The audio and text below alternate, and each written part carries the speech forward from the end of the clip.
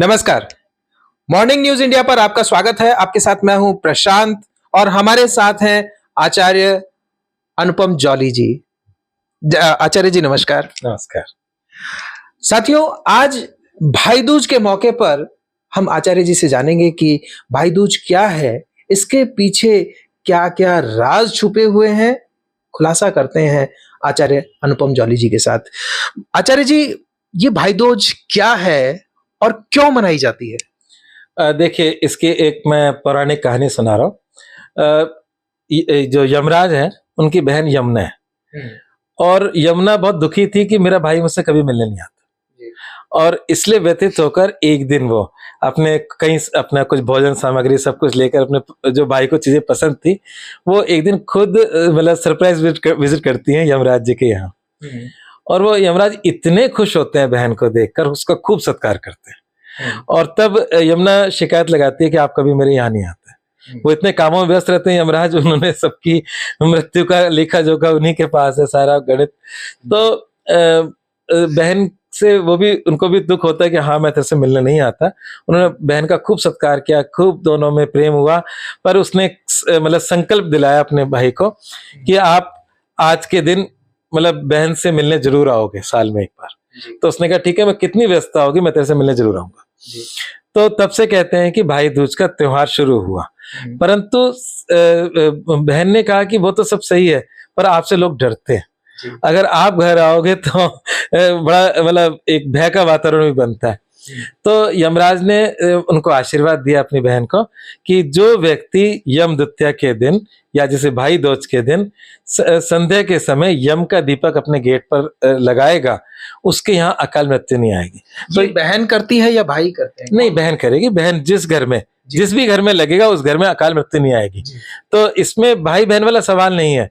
अगर आपकी कोई बहन नहीं है तब भी अगर आप अपने घर में, ये पूरी मानव जाति के लिए आशीर्वाद है ये कि इस दिन मतलब यमराज अगर आ रहे हैं तो आपको मतलब अकाल मृत्यु नहीं आएगी, उनका दीपक जरूर होना चाहिए।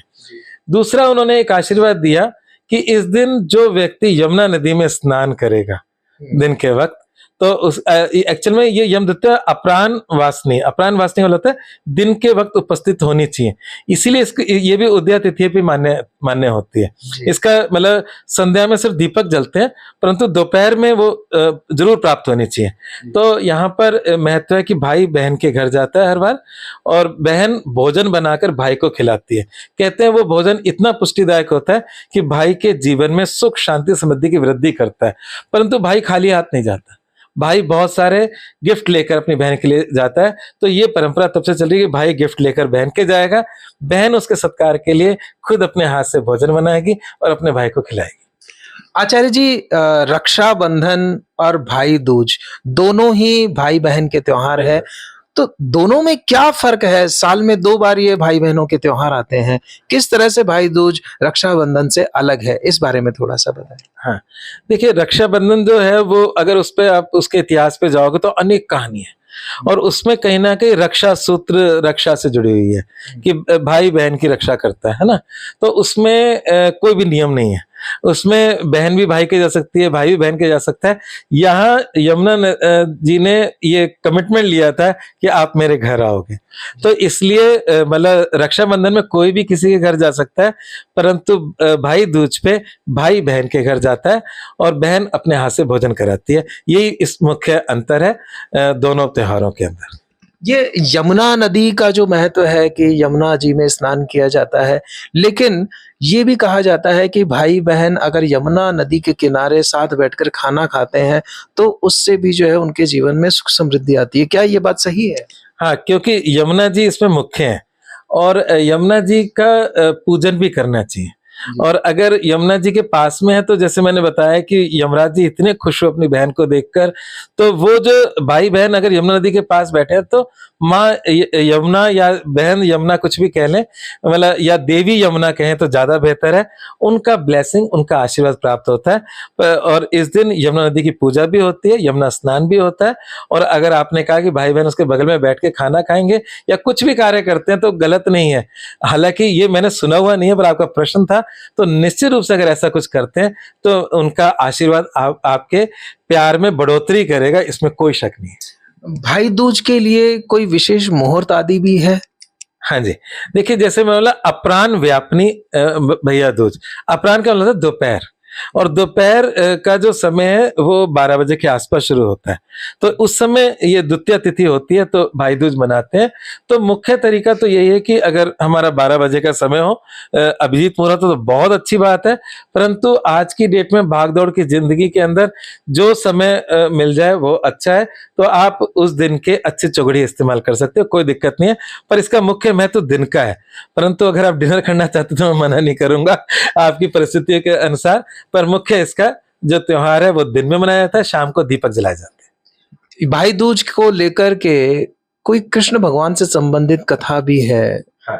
और कहते हैं कि उससे संबंधित भी है इसका भाई दूज का मनाना, वो क्या है? हाँ, निश्चित रूप से, क्योंकि भाई और बहन की बात है, तो यहाँ भगवान कृष्ण नरकासुर को हराकर उसके बाद वो अपनी बहन सुभद्रा से मिलने गए थे।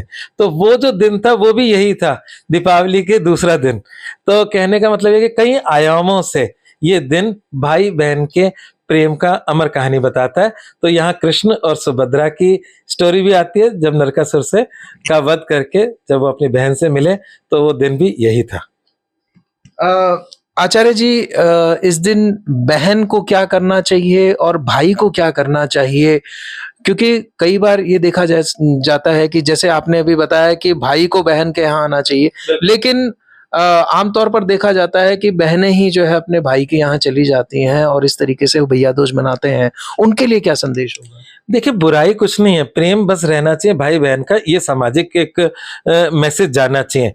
कभी क्या होता है कि हमारे देश में, आपको एक बात बताऊं, जितने सारे नियम बनते हैं वो स्वस्थ परिप्रेक्ष्य में बनते हैं।